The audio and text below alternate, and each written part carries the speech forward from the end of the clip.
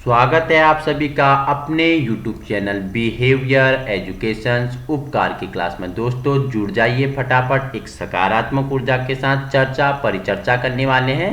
सामाजिक अध्ययन भाग 3 आपके लिए लेके आया हूं। सीटेट और यूटेट की दृष्टि से आपके लिए क्या होगा, महत्वपूर्ण होगा। वहीं सभी परीक्षाओं के लिए आपके लिए क्या होने वाला है, VIMP होने वाला है। क्यों होने वाला है? क्योंकि मिक्स वीडियो है। हिस्ट्री से इसमें प्रश्न आए हुए हैं, पॉलिटिकल साइंस है, ज्योग्राफी है, सभी जो आपके सब्जेक्ट होते हैं उससे आपके प्रश्न आए हुए हैं। और बेस कैसा है, NCERT का बेस है। ठीक है, तो NCERT के आंसर सर्वमान्य होते हैं, इसलिए सभी परीक्षाओं के लिए क्या होगा, महत्वपूर्ण होगा। कॉपी कलम उठा लीजिए और बैठ जाइए। चर्चा परिचर्चा करने वाले हैं सोशल साइंस के बारे में। क्वेश्चन नंबर आपके लिए नेक्स्ट है 91 कि पाटलिपुत्र नगर की स्थापना किसने की। ऑप्शन 4 आपके लिए है। ऑप्शन ए है बिंबिसार, ठीक है। ऑप्शन बी है अजातशत्रु। ऑप्शन सी है उदयन। ऑप्शन डी है महापद्मानंद। तो आपको बता दूं, जो बिंबिसार है, अजातशत्रु है, उदयन है, ये तीनों क्या हर्यक वंश के शासक रहे हैं। ठीक है, देखो पिता है बिंबिसार, बिंबिसार का पुत्र है अजातशत्रु, अजातशत्रु का पुत्र है उदयन। ठीक है, देखो बिंबिसार की हत्या करके राजगद्दी पे अजातशत्रु बैठता है और अजातशत्रु की हत्या करके राजगद्दी पे कौन बैठता है, उसका पुत्र उदयन बैठता है। इसलिए इस वंश को क्या कहा जाता है, पितृहंता वंश भी कहा जाता है, क्योंकि सब अपने पिता को मारते हैं राजा बनने के लिए और गद्दी पे बैठ जाते हैं, तो पितृहंता वंश से कहा जाता है। अगर पूछूं मैं कि हर्यक वंश के संस्थापक, तो संस्थापक कौन हो जाएंगे, आपके बिंबिसार हो जाएंगे। ठीक है, बिंबिसार हो जाएंगे, जिनका कालक्रम क्या था, 544 ईसा पूर्व, 544 ईसा पूर्व से 412 ईस्वी तक क्या रहता है, आपका हर्यक वंश रहता है, जिसके संस्थापक कौन थे, बिंबिसार थे, जिनका उपनाम क्या है, श्रेणिक है। इनका उपनाम श्रेणिक है। तो हमें पूछ रहा है कि पाटलिपुत्र नगर की स्थापना किसने की थी, तो अजातशत्रु की हत्या करके राजगद्दी पे कौन बैठता है, उदयन बैठते हैं, उनके पुत्र बैठते हैं। तो पाटलिपुत्र की नगर की भी स्थापना किसने की थी, उदयन आपका क्या हो जाएगा, राइट आंसर हो जाएगा। ठीक है, एक तो है बिंबिसार और एक होता है बिंदुसार। बिंदुसार कौन था, बिंदुसार मैं आपको बता दूं, बिंदुसार वहां आप कहां चले जाओगे, मगध वाला। ठीक है, चंद्रगुप्त की मृत्यु के पश्चात उसका पुत्र बिंदुसार, ठीक है, बिंदुसार किसका पुत्र था, चंद्रगुप्त का पुत्र था। और ये बिंबिसार है, बिंबिसार हर्यक वंश का संस्थापक है। ठीक है, तो पाटलिपुत्र नगर की स्थापना किसने की, उदयन आपका राइट आंसर हो जाएगा। आइए आगे बढ़ते हैं। क्वेश्चन नंबर 92 है आपके लिए, निम्न में से किस शासक ने वैवाहिक संबंधों के आधार पर अपने साम्राज्य को स्थिरता प्रदान की। ठीक है, वह कौन सा शासक था जिसने वैवाहिक संबंधों के आधार पर अपने शासन को क्या की, स्थिरता प्रदान की। क्या बिंबिसार था, अजातशत्रु था, उदयन था या कालाशोक था। फटाफट 92 का आंसर करेंगे बच्चे मुझे, क्या आंसर हो जाएगा, तो बिंबिसार हो जाएगा। ठीक है, बिंबिसार हो जाएगा, हर्यक वंश का संस्थापक। पहले ही मैंने इसके बारे में आपको समझा दिया है, तो बिंबिसार आपका क्या हो जाएगा, राइट आंसर हो जाएगा। ऑप्शन ए के साथ आपका आंसर चले जाएगा। ठीक है, क्वेश्चन नंबर 93 है आपके लिए, अवंती को मगध साम्राज्य में मिलाने का श्रेय किस शासक को जाता है। ठीक है, अवंती, ठीक है, अवंती को मगध में मिलाने का श्रेय क्या उदयन को जाता है, कालाशोक को जाता है, शिशुनाग को जाता है या महापद्मानंद को जाता है। फटाफट आंसर करेंगे बच्चे मुझे। बहुत अच्छा, ऑप्शन सी आपका राइट आंसर हो जाएगा। अवंती को मगध साम्राज्य में मिलाने का श्रेय किसे जाता है, शिशुनाग को जाता है। ठीक है, शिशुनाग का अगर बात करें तो शिशुनाग वंश 412 से 344 रहा। ठीक है, देखो कब हर्यक वंश के बाद आता है शिशुनाग वंश, क्या ईस्वी रहती है, 412 से 344 ईसा पूर्व तक रहती है। ठीक है, तो अवंती को मगध में किसने मिलाया, शिशुनाग ने मिलाया। ऑप्शन सी आपका राइट आंसर हो जाएगा। ठीक है, क्वेश्चन नंबर 94 है आपके लिए, कालाशोक की राजधानी कहाँ थी, वैशाली थी, राजगृह थी, चंपा थी या पाटलिपुत्र थी। कालाशोक बता दो, कालाशोक से मैं आपको 2-3 अभी महत्वपूर्ण फैक्ट बताने वाला हूँ, फटाफट बता दो मुझे, कालाशोक की राजधानी कहाँ थी। बहुत अच्छा, बहुत अच्छा, बताओ। तो ऑप्शन ए वैशाली थी। ठीक है, देखो वैशाली इसकी राजधानी थी और द्वितीय बौद्ध संगीत समिति किसके शासनकाल में हुई, तो राजा कालाशोक के। ठीक है, वैशाली राजधानी थी, कब हुई?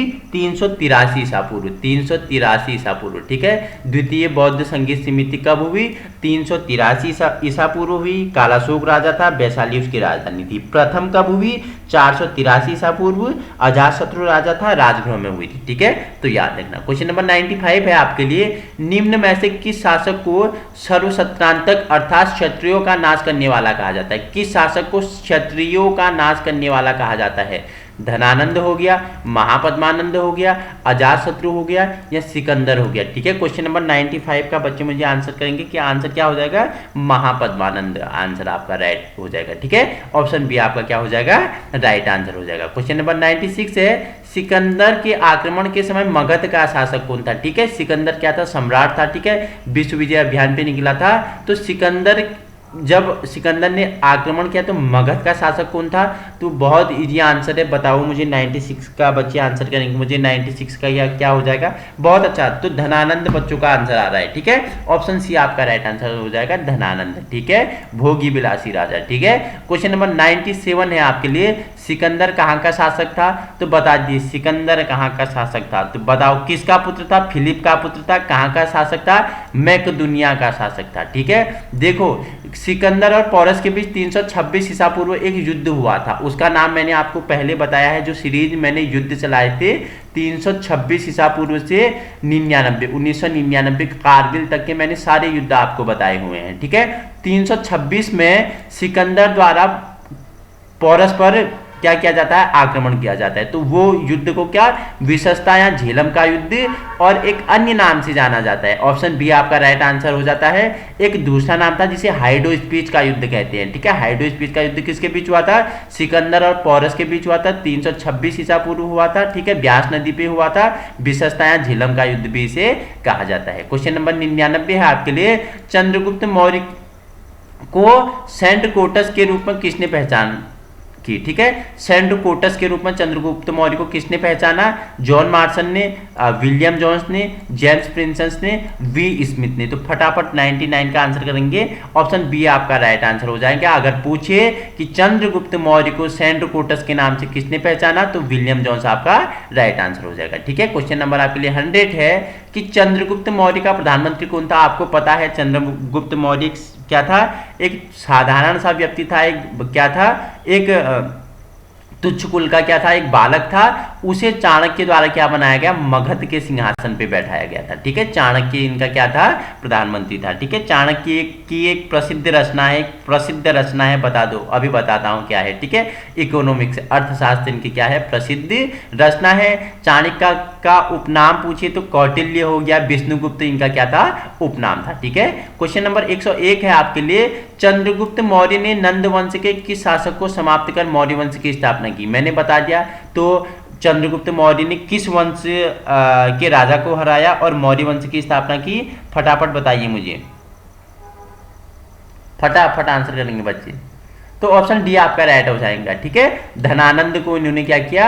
मृत्यु दिया, धनानंद को पराजय किया और उसके बाद इन्होंने क्या किया? मौर्य वंश की क्या की? स्थापना की, ठीक है। क्वेश्चन नंबर 102 है आपके लिए, प्रसिद्ध यूनानी राजदूत मैग्नास्तीनिस किसके दरबार में रहता था? किसके दरबार में रहता था मैग्नास्तीनिस? बताओ मुझे फटाफट। चंद्रगुप्त मौर्य, अशोक, बिंदुसार या दशरथ? तो बता दो, बिंदुसार तो चंद्रगुप्त का पुत्र है, ठीक है। अशोक मैंने आपको बताया है, ठीक है। तो ऑप्शन आपका क्या हो जाएगा? फटाफट लगाएंगे 102 का। तो अशोक के दरबार में क्या था? दरबार में रहता था कौन? प्रसिद्ध यूनानी राजदूत मैग्नास्तीनिस, ठीक है। इसकी एक प्रसिद्ध पुस्तक है, बता दो मुझे, ठीक है। इंडिका किसकी पुस्तक है? ठीक है, इंडिका किसकी पुस्तक है? इसी मैग्नास्तीनिस की पुस्तक है, ठीक है। क्वेश्चन नंबर 103 है आपके लिए, कौटिल्य की विश्व प्रसिद्ध रचना है, पहले ही बता दिया अर्थशास्त्र है, लेकिन आजकल का अर्थशास्त्र की बात करें तो वो किससे? धन से संबंधित है, ठीक है। और जो चाणक्य की अर्थशास्त्र थी ये राजनीति शास्त्र से संबंधित थी, ठीक है। तो आपका क्या हो जाएगा? कौटिल्य, चाणक्य, विष्णुगुप्त, तीनों एक ही हैं। कौटिल्य का ही उपनाम क्या है? चाणक्य है। चाणक्य का ही उपनाम क्या है? विष्णुगुप्त है, ठीक है। चाणक्य बोलते हैं, ठीक है। तो चाणक्य की एक विश्व प्रसिद्ध रचना है जिसे हम अर्थशास्त्र के नाम से जानते हैं, ठीक है।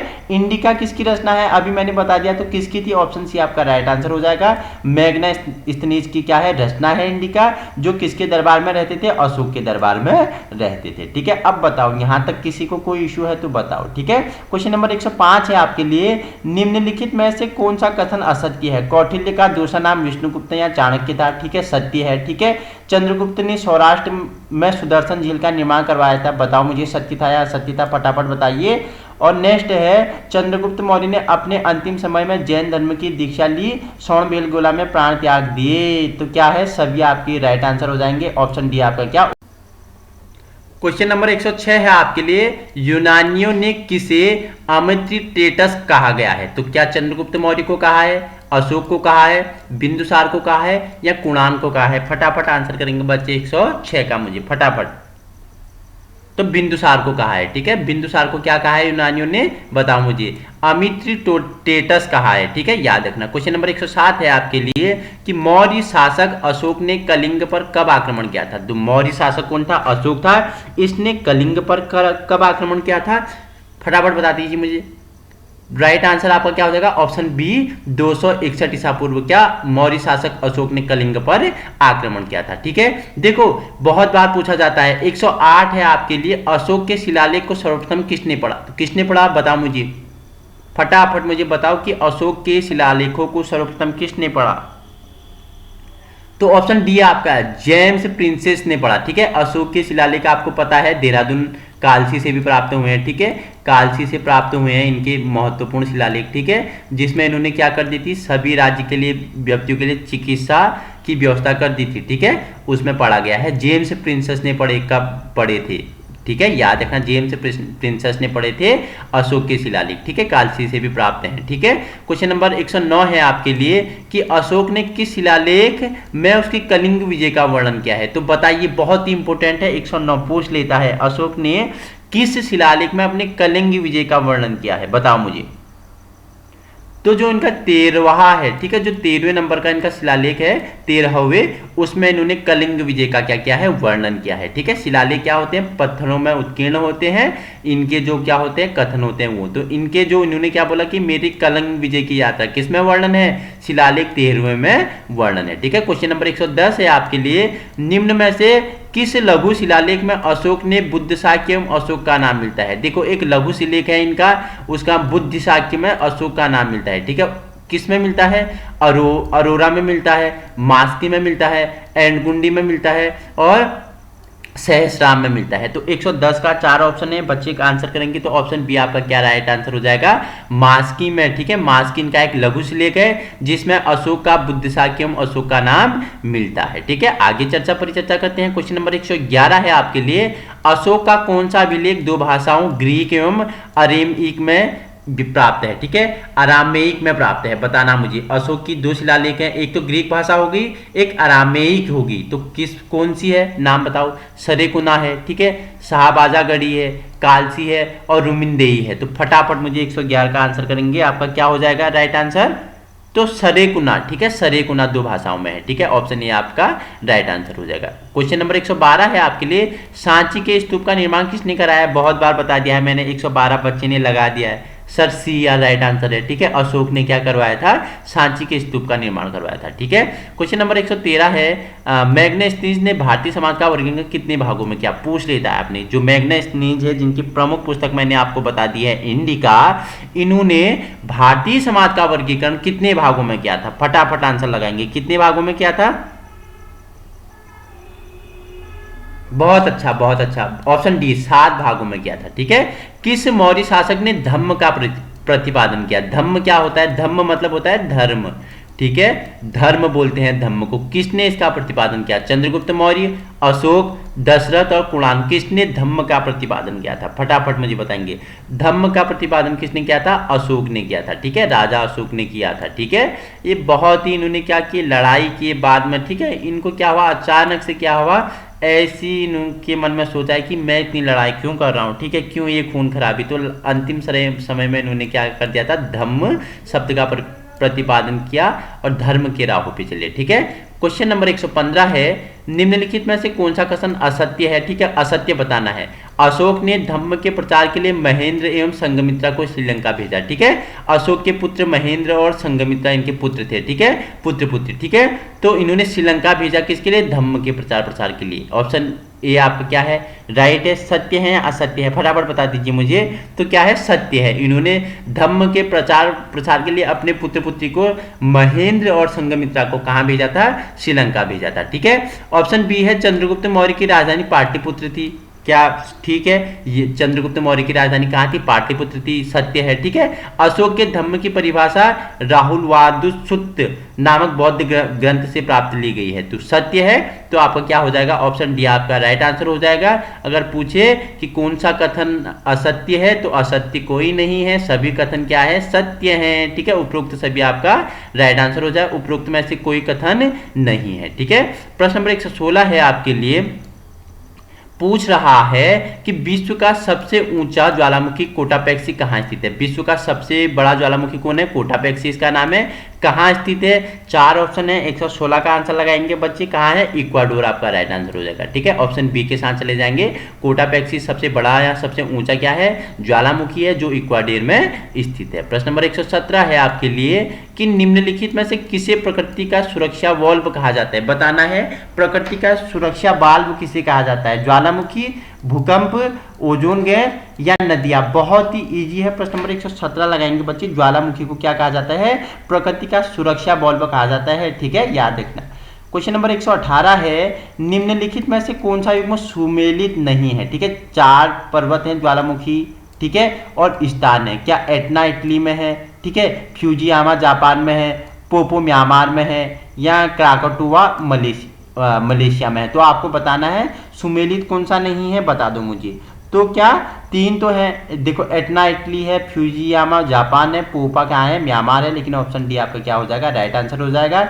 जो काकोटुआ है ये मलेशिया में नहीं है। ठीक है, क्वेश्चन नंबर 119 है, रॉकीज या एंडीज, एटलस, आल्पस, हिमालय आदि किस प्रकार के पर्वत हैं? वलित है, अवशिष्ट है, ब्लॉक है या ज्वालामुखी है? ठीक है, रॉकीज हो गया, एंडीज हो गया, एटलस हो गया, आल्पस हो गया। किस प्रकार के पर्वत है? 119, बहुत इजी है। ठीक है, तो वलित पर्वत हैं सभी। ठीक है, क्वेश्चन नंबर 120 है आपके लिए, विश्व का सबसे ऊंचा पर्वत शिखर माउंट एवरेस्ट कहाँ स्थित है? बता दो मुझे, माउंट एवरेस्ट कहाँ स्थित है? भारत, पाकिस्तान, नेपाल, तिब्बत? तो कहाँ स्थित है?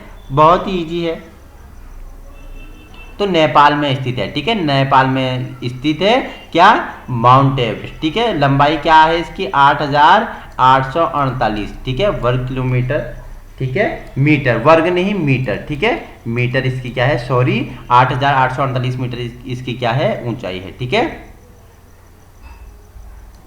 तो ठीक है, बता दिया मैंने। विश्व का सबसे ऊंचा पर्वत शिखर कौन सा है? माउंट एवरेस्ट है। और कहाँ स्थित है? नेपाल में पड़ता है। लंबाई क्या बताई? 8,848 मीटर बताई। भारत की सर्वप्रथम अगर महिला की बात करें तो कौन चढ़ी थी? बछेंद्री पाल इसमें चढ़ने वाली क्या है? प्रथम है। ठीक है, प्रथम व्यक्ति का नाम है बछेंद्री पाल। इसमें क्या है? 2 बार चढ़ने वाले का नाम है, तो संतोष यादव आपके लिए क्या हो जाता है? इंपोर्टेंट हो जाता है भारत के लिए। ठीक है, क्वेश्चन 121 है, लोयस का पठार है कहाँ है?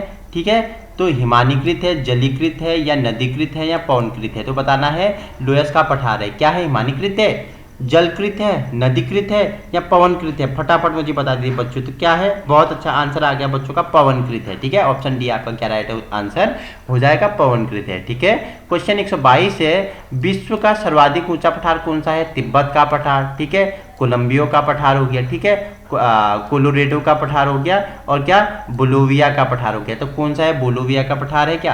कोलंबिया का पठार है क्या? तिब्बत का है या कोलोरेडो का पठार है? तो पता विश्व का सबसे ऊंचा पठार, फटाफट आंसर करेंगे बच्चे। तो तिब्बत का आपका राइट आंसर हो जाएगा। ऑप्शन ए के साथ बच्चे चले जाएंगे। ठीक है, क्वेश्चन 123 है, निम्नलिखित में से किस देश को 1000 झीलों की भूमि कहा जाता है? ठीक है, किस देश को 1000 भूमि कहा जाता है? किस देश को 1000 झीलों की भूमि? Netherland, Thailand, Finland, Ireland? तो बता दो मुझे, कहाँ से किसे कहा जाता है? 123 फटाफट। तो फिनलैंड। ठीक है, फिनलैंड को क्या बोला जाता है? 1000 झीलों की भूमि कहा जाता है। क्वेश्चन 124 है आपके लिए, विश्व की सबसे बड़ी मीठी पानी की झील है क्या है? सुपीरियर है, ठीक है, कैस्पियन है, बेकाल है या विक्टोरिया है? बहुत ही इंपॉर्टेंट है, इजी भी है, मैंने बहुत बार बताया है। 124 बता दो। तो सुपीरियर क्या है, विश्व की सबसे बड़ी मीठी पानी की झील है। ऑप्शन ए आपका राइट आंसर हो जाएगा। ठीक है, क्वेश्चन 125 है, विश्व का सबसे ऊंचा जलप्रपात है, ठीक है, बुयुमा है, स्टेनली है, एंजिल है या न्यागरा है। तो आपको बताना है सबसे बड़ा जलप्रपात। 125 का आंसर लगाएंगे तो एंजिल क्या है, सबसे बड़ा जलप्रपात है। ठीक है, ऑप्शन सी आपका राइट आंसर हो जाएगा। ठीक है, क्वेश्चन 126 है, विश्व का सबसे बड़ा महासागर है, क्या प्रशांत है, हिंद है, ठीक है, आर्कटिक है या अटलांटिक है। तो आपको बताना है विश्व का सबसे बड़ा महासागर कौन सा है। फटाफट बच्चों का आंसर आ गया, बहुत अच्छा। तो प्रशांत आपका क्या हो जाएगा, राइट आंसर होने वाला है। ठीक है, क्वेश्चन 127 है, विश्व का सबसे गहरा गर्त मेरियाना ट्रेंच। ठीक है, सबसे गहरा गर्त का नाम पूछे तो आपको क्या बताना है, आंसर लगाना है। ठीक है, मेरियाना ट्रेंच क्या है, सबसे गहरा गर्त है, किस महासागर में स्थित है, प्रशांत में है, हिंद में है या आर्कटिक में है या अटलांटिक महासागर में है। तो बताना है मुझे विश्व का सबसे गहरा जो